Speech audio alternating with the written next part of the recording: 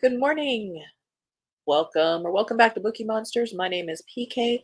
It is Tuesday, February 6th, and we are here to look at the new releases that are being set into the wild today. And today is Tuesday, so we look at mysteries. I tell you, I woke up in the middle of the night and I swore it was Saturday. I really had to think hard, like, wait a minute. No, no, it's not. Good morning, Mary. Happy Tuesday. Hi, Kim. Good morning.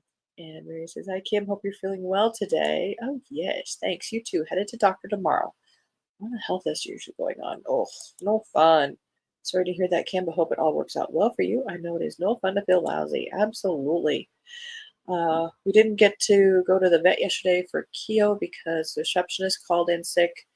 So far, she's not sent me a text that she will not be there, so hopefully I can get Keo there this afternoon.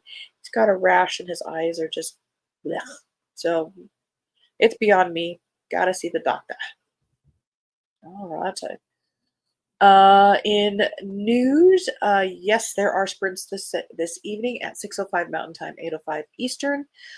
Sometimes I start a little earlier if traffic is going home. Traffic is going in my favor, and the walk goes well with Keo. So uh, be sure to get the notification bell because sometimes it starts a little earlier than 6:05. So I do sprints every Tuesday and Thursday evening and Saturday afternoon. Need to talk to her about applying for Social Security disability. Oh dear. Yeah, yeah. If it helps, it helps. Let's see. I am currently reading romance, a retro romance for retro romance in February. This is part of the short-lived Harlequin flip side category line, and this is called Forget Prince Charming by Natalie Stenzel. I believe it's hard to see there. Reading fantasy for my fantasy personal readathon, Green Rider by Kristen Britton, and historical mystery Deadly Secrets by Carla Simpson, second in that series. But let us look at what is new today, this week. Good luck with the vet. Sorry to hear Keo has issues. He's always got issues. He's allergic, I think, to air or water. Kim had to retire in December. Plan had always been 4 more years. Oh, because of disability. Oh, I'm so sorry. We're going to the library today. How fun. Getting training to be a volunteer in the Friends of the Library bookstore should be fun. I feel right. Yes, you will, Ms. Librarian. All right. So, first up in the new releases this week, a new one by Jonathan Kellerman. Good for him in the Alex Delaware. This is 30 something fifth, I think. This is called The Ghost Orchid. The Ghost Orchid. Psychologist Alex Delaware and Detective Milo Sturgis confront a baffling, vicious double homicide that leads them to long buried secrets worth killing for, etc., etc. LAPD homicide lieutenant Milo Sturgis sees it all the time. Reinventions a way of life in the city fueled by fantasy. But try as you might to erase the person you once were, there are those who will never forget the past, and who can still find you. A pool boy enters a secluded Bel Air property and discovers two bodies floating in the bright blue water.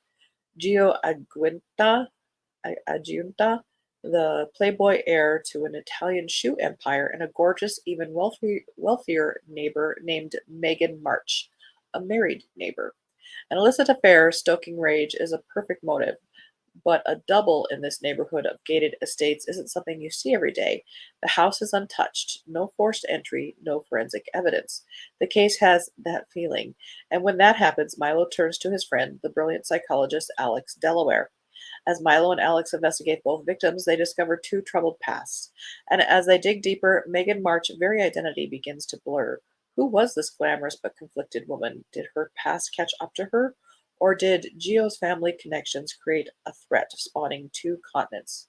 Chasing down the answers leads Alex and Milo on the exploration of LA's darkest side as they contend with one of the most shocking cases of their careers and learn that some secrets are best left buried in the past. That is The Ghost Orchid by Jonathan Kellerman. Terry Hayes, this is a thriller, The Year of the Locust. If, like Kane, you're a denied access entry spy for the CIA, then boundaries have no meaning. Your function is to go in, do whatever is required, and get out again by whatever means necessary. You know when to run, you know when to hide, and when to shoot. But some places don't play by the rules. Some places are too dangerous, even for a man of Kane's experience. The Badlands, where the borders of Pakistan, Iran, and Afghanistan meet, are such a place where violence is the only way to survive. Kane travels there to exfiltrate a man with vital information for the safety of the West, but instead he meets an adversary who will take the world to the brink of extinction. A frightening, clever, vicious man with blood on his hands and vengeance in his heart. I must be in the mood for like a contemporary mystery because both of those are sounding really good. Yes, Kellerman is a very big name. I'm surprised that he's still writing, and I might have read the first one a long time ago. Kim says, I started my career with our school district in the library. 3 years. We opened a library in 1994, in 1993. So books go way back with both of you. Night Watching by Tracy Sierra.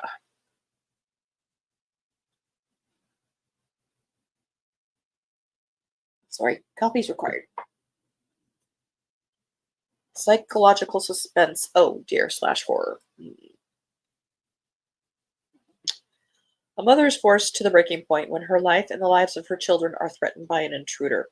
Home alone with her young children during a blizzard, a mother tucks her son back into bed in the middle of the night. She hears a noise. Old houses are always making some kind of noise, but this sound is disturbingly familiar. It's the tread of footsteps, unusually heavy and slow, coming up the stairs.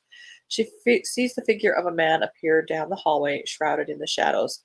Terrified, she quietly wakes her children and hustles them into the oldest part of the house, a tiny secret room concealed behind a wall. There they hide as the man searches for them, trying to tempt the children out with promises and scare the mother into surrender. In the suffocating darkness, the woman struggles to remain calm, to plan. Should she search for a weapon or attempt escape? But it's blizzarding. But then she catches another glimpse of him, that face, that voice, and at once she knows her situation is even more dire than she feared, because she knows exactly who he is and what he wants. Everyone Who Can Forgive Me Is Dead. Well, it's kind of inconvenient. By Jenny Hollander. She has everything to live for and everything to hide. 9 years ago, with the world's eyes on her, Charlie Colbert fled. The press and the police called Charlie a witness to the nightmarish events at her elite graduate school on Christmas Eve, events known to the public as Scarlet Christmas, though Charlie knows she was much more than that. Now Charlie has meticulously rebuilt her life. She's the editor-in-chief of a major magazine, engaged to the golden child of the publishing industry, and hell-bent on never ever letting her guard down again. Well, she's not exactly hiding, is she? But when a buzzy film made by one of Charlie's former classmates threatens to shatter everything she's worked for, Charlie realizes how much she's changed in 9 years. Now she's not going to let anything, not even the people she once loved most, get in her way. Everyone Who Can Forgive Me Is Dead.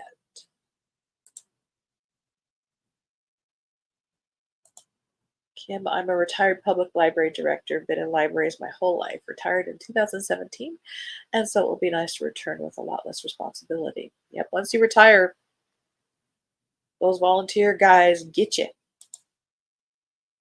Kim, I had plans of getting a degree in library science or media specialist, but decided I really didn't want to go back to school. I have a business degree.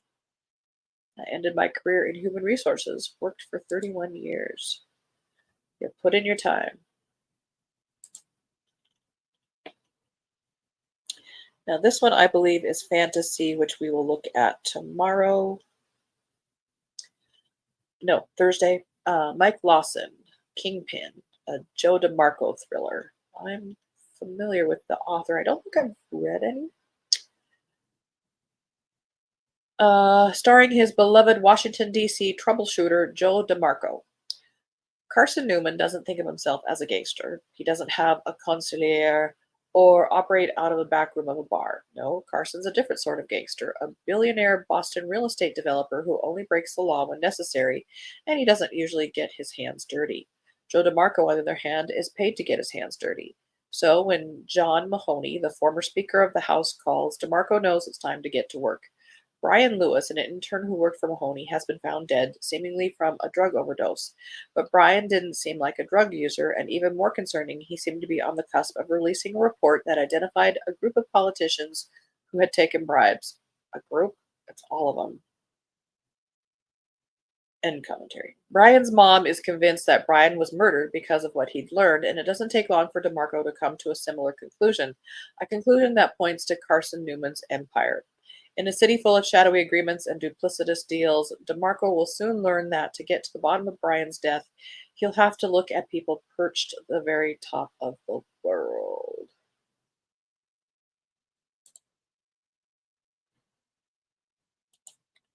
Kim said best part of working at the library was first dibs on new books. Gotta use that connection. Well, this is one that we didn't get to click on yesterday, so I'm glad it's here. The Antique Hunter's Guide to Murder by C.L. Miller. This is a debut novel. A former antique hunter investigates a suspicious death at an isolated English manor, embroiling her back in the dangerous world of tracking stolen artifacts. Color me intrigued. What antique would you kill for? Books. Freya Lockwood is shocked when she learns that Arthur Crockleford, antiques dealer and her estranged mentor, has died under mysterious circumstances. She has spent the last 20 years avoiding her quaint English hometown, but when she receives a letter from Arthur asking her to investigate, sent just days before his death, Freya has no choice but to return to a life she had sworn to leave behind. Joining forces with her eccentric Aunt Carol, Freya follows clues and her instincts to an old manor house for an advertised antiques enthusiasts weekend. But not all is as it seems. It's clear to Freya that the antiques are all just poor reproductions, and her fellow guests are secretive and menacing. What is going on at this estate, and how was Arthur involved? More importantly, can Freya and Carol discover the truth before the killer strikes again? I am very intrigued.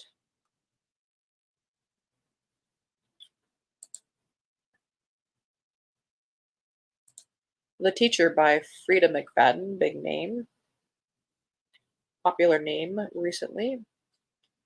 Psychological thriller. Lesson number 1: trust no one. Eve has a good life. She gets up every day, gets a kiss from her husband Nate, and heads off to teach math at the local high school. All is as it should be, except dot dot dot. Last year, Kasem High was rocked by a scandal involving a student-teacher affair with one student, Addie, at its center. But Eve knows there is far more to these ugly rumors than meets the eye. Addie can't be trusted. She lies. She hurts people. She destroys lives. At least that's what everyone says. But nobody knows the real Addie. Nobody knows the secrets that could destroy her, and Addie will do anything to keep it quiet. Eh. Hollywood Hustle by John Lindstrom. Oh, apparently he's an actor. Set in the dark underbelly of the LA film industry, Hollywood Hustle is the perfect read for fans of blah blah. Winston Green, a has been a film star, wakes one morning to find his 6-year-old granddaughter at his bedside, traumatized, unattended, and gripping onto a thumb drive. She comes bearing video proof that her mother, Wynn's troubled adult daughter, has been kidnapped by a murderous gang, demanding all his movie money for her safe return. But what they don't know is his movie money is long gone. Unable to go to the police for fear the kidnappers will make good on their promise to kill his daughter, Winston turns to two close friends, a legendary Hollywood stuntman and a disgraced former LAPD detective. There's no easy way out for Winston or his daughter. The gang is violent and willing to do anything to get the money they're after. And Winston begins to realize that to get his daughter back, he'll have to beat the kidnappers at their own game.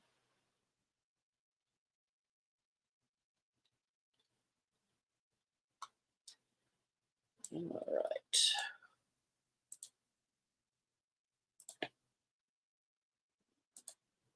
Final Appeal by Holy Moly. Remiges Mraz. Okay, I'm sorry. I'm so sorry. A charismatic defense lawyer faces a horrific case where nothing is as it seems in this international best-selling thriller. Blah blah blah. And they've made it into a TV show. When whip-smart criminal defense lawyer Joanna Chilka is tasked with defending the son of her law firm's biggest client, she is stumped for the first time in her career. Her client, Peter Langer Jr., does not admit guilt, but neither does he claim innocence. Assisted by the firm's newest trainee, Kordian Orinsky, Joanna finds herself in a maze of tangled evidence. Pyotr is alleged to have sat in his apartment for 10 days with two corpses before calmly opening the door to the police as if nothing had happened. But the truth is far more complex and shocking than they could have imagined. Joanna and Cordian face a treacherous situation, and with the spotlight on them, a killer may have them both on his hit list.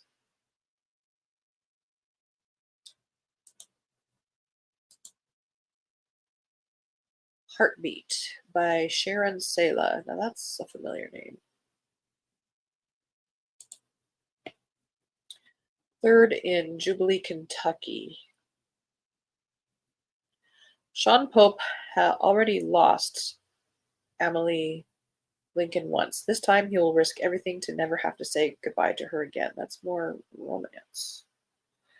Emily Lincoln moved to Jubilee, Kentucky to start fresh, build her business, and heal the scars of her past. Little did she know she'd run into Sean Pope, a beloved childhood friend she hasn't seen in decades. But on the day she moves to town, a helicopter explodes under suspicious circumstances. I would think any circumstances would be, wreaking havoc on the families of Pope Mountain.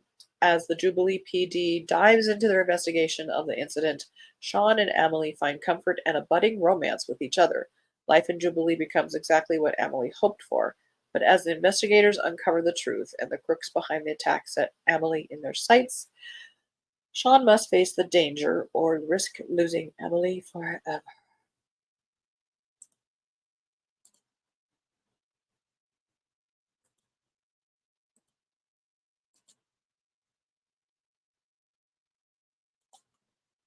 Pretty sure that he had played twins on General Hospital, one good, one evil. You know, there's never two good ones or two bad ones. One each. Okay, in the last minutes we've got, we're going to kind of scan here.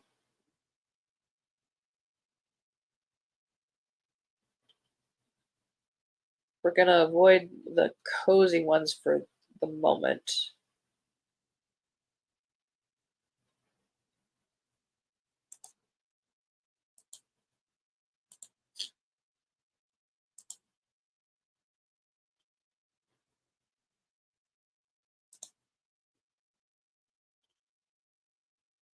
Here's one.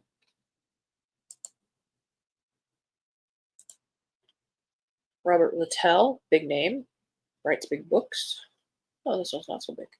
A Plague on Both Your Houses, a novel in the shadow of the Russian mafia. On Christmas Day, 1991, Mikhail Gorbachev delivered a 10-minute televised speech announcing his resignation as Soviet president. Moments later, with little pomp and less circumstance, the red flag was lowered from its floodlit perch atop the Kremlin, and the Soviet Union ceases to exist. Into the vacuum, before a new democracy has time to put down roots, surged the Russian mafia, supplying what the new state could not: Krisha, or roof, protection for the privately owned businesses sprouting up across the country. Rivalries turned bloody as Moscow's Jewish mafia battled the Osset Voryvyzhkon, literally thieves-in-law, for control of the city. Caught up in the mayhem, Yulia, only daughter of the Jewish mafia godfather, and Roman, only son of the Osset mafia godfather, navigated the minefield of a star-crossed love affair as they attempted to escape a destiny that appears preordained. Is a fictional story of one bloody episode in Moscow's Great Turf War when clans fought brutally in the streets and the future of the Russian nation was anything but assured. Interesting. I love historical mysteries, stories, etc. Russia doesn't really interest me, geographically.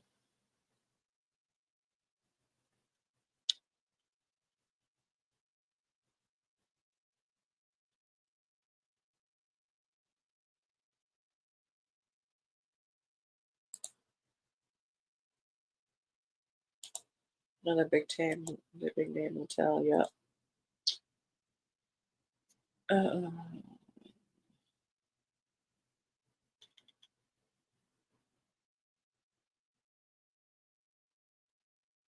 I'm gonna keep scrolling for the moment. We've only got another minute here.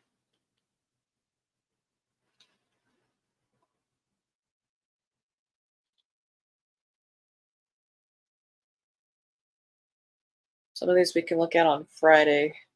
Yeah, we'll look at some of these on Friday, see if they are.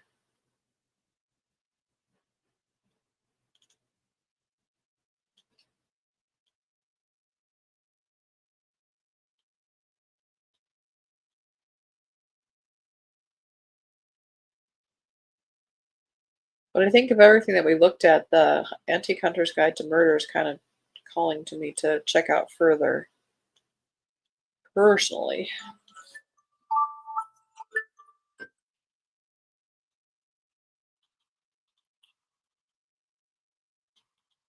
Okay.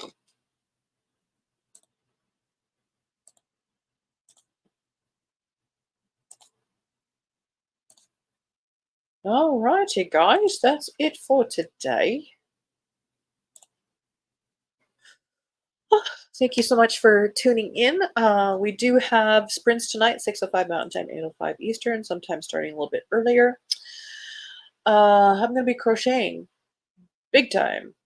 I was going to be making a gift Afghan for a wedding and found out yesterday it is happening on March 5th. Not that it has to be there, on time or anything, but crunch time is happening. So I just got the yarn yesterday, and it's gorgeous, gorgeous yarn. But the other yarn isn't gonna. Other half of it doesn't show up until tomorrow.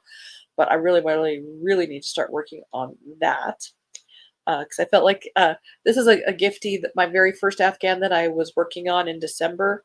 Um, she got the very first one I ever completed, and there were major flaws. I was learning. And so I really would like to do a nicer one for her slash them. So that I'll be working on that and listening to some kind of audio for tonight's commercial.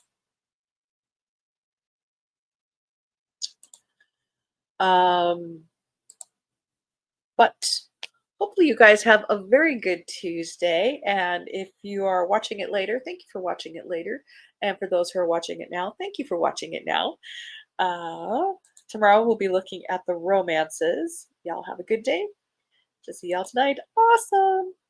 And as the banner says here, don't be a bookworm, be a bookie monster. Nom nom nom. Have a good day. God bless.